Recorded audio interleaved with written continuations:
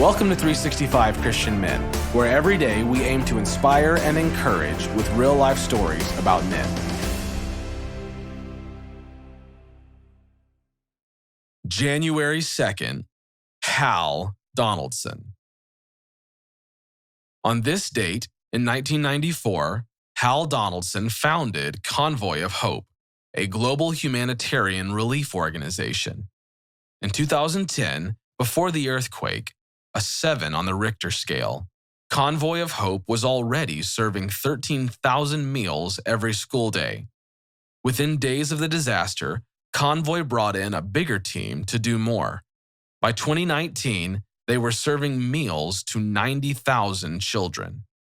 In 2015, when an Ebola epidemic tore through West Africa, it devastated families, healthcare, agriculture, education, and employment. Borders were closed and food was scarce. Convoy of Hope provided 4 million meals and partnered with a coalition of 1,700 churches to get them distributed. As of 2020, Hal Donaldson is still the CEO of Convoy of Hope, a project that started with a bunch of guys with pickups and good hearts. Here's how it happened. Where you start in life doesn't have to dictate where you end.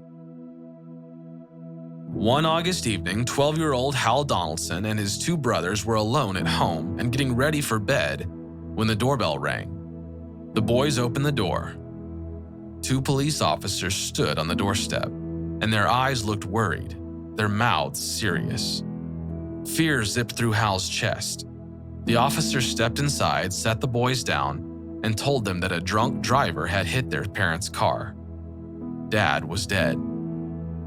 Hal tried to take it in, but everything was cloudy. In intensive care, Mom was fighting for her life.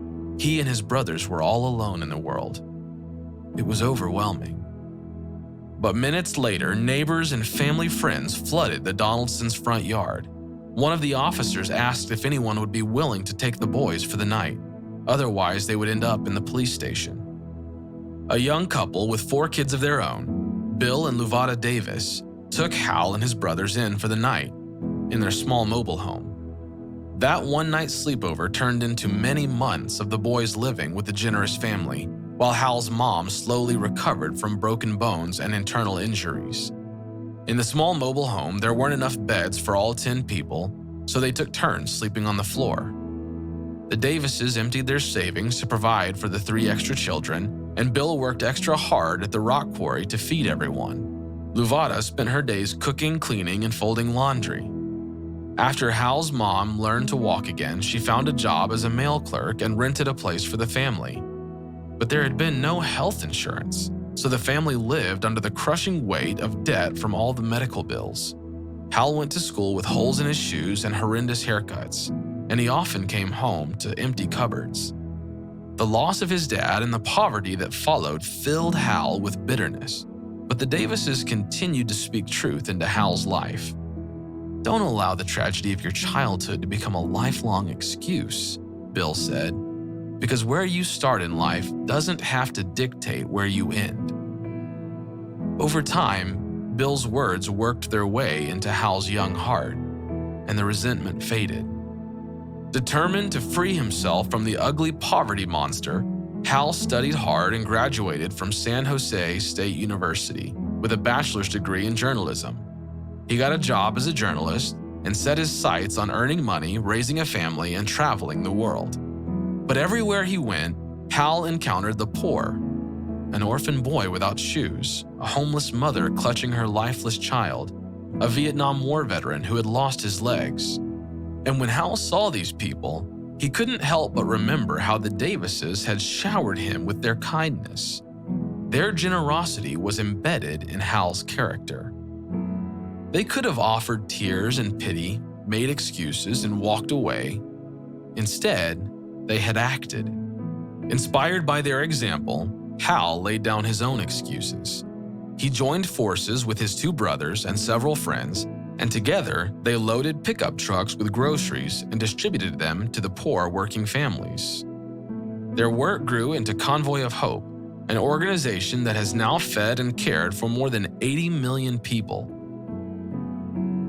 In Isaiah 43, verses 18 and 19, God told his people to forget the former things. Do not dwell on the past. See, I am doing a new thing. Now it springs up. Do you not perceive it?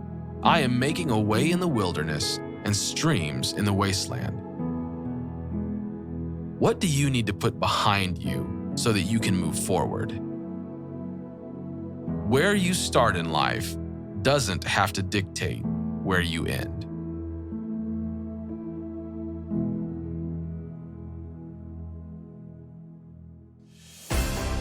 Thank you for listening to today's story.